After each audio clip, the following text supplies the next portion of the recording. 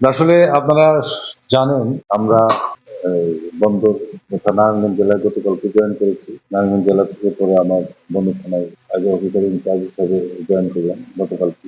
তো দুপুরের পরে জয়েন করে আমাদের চার্জ গ্রহণ, তারপরে বিভিন্ন রেজিস্টার গুলো দেখা বুঝা, টাইম ভালো টাইম স্পেন্ড হয়েছে। তো রাত্রে আবার আমরা এলাকায় ঘোরাঘুরি করছি কাজ করছি।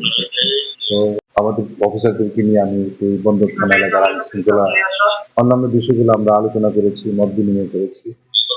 তো তাতে আমার কাছে যেটা মনে হলো যে আপনাদের বন্দর থানায় কিছু চ্যালেঞ্জ আছে, যেমন আমি যদি ফার্স্ট প্রায়োরিটি দিই মাদক, কিশোর অপরাধী, তারপর অন্যান্য যেগুলা রেগুলার ক্রাইম এগুলা আছে।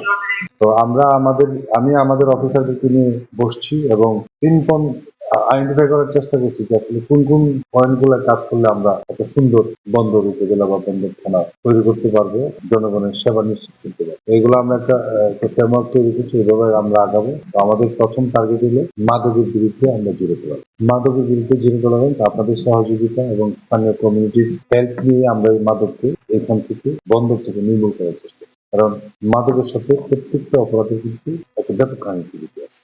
মাদক যে সেবন করে মাদকের টাকার জন্য চুরি ছিনতাই সাথে চিন্তা করে, সে মাদকের টাকার জন্য তার বাপ মার সাথে খারাপ আচরণ করে, এমনও আমরা পাই যে বাপ মাকে শারীরিকভাবে নির্যাতন করে। তারপরে মাদক সেবন করার পরে যে উঠতি বয়সের বাচ্চারা আছে, স্টুডেন্ট যারা কলেজ গোয়িং বা স্কুল গোয়িং, তারা এই মাদক সেবন করার কারণে কিন্তু তাদের মধ্যে একটা উশৃঙ্খল মনোভাব তৈরি হয়, যেটাকে আমরা কিশোর গ্যাং হিসেবে ঠিক করি। তো আমাদের ফার্স্ট টার্গেট মাদককে আমরা নির্মূল করার চেষ্টা করবো স্থানীয় কমিউনিটি এবং আপনারা যারা আছেন তাদেরকে নিয়ে। এটাকে যদি আমরা কন্ট্রোলে আনতে পারি তাহলে অন্যান্য অপরাধগুলো আমরা আল্লাহর মধ্যে কন্ট্রোল করতে পারি। আমরা সুন্দর একটা পরিবেশ এই বন্দরবাসীকে দেওয়ার চেষ্টা আপ্রাণ ভাবে রত থাকবো। ইনশাল্লাহ আমরা পারবো। স্থানীয় কমিউনিটি ধন্যবাদ।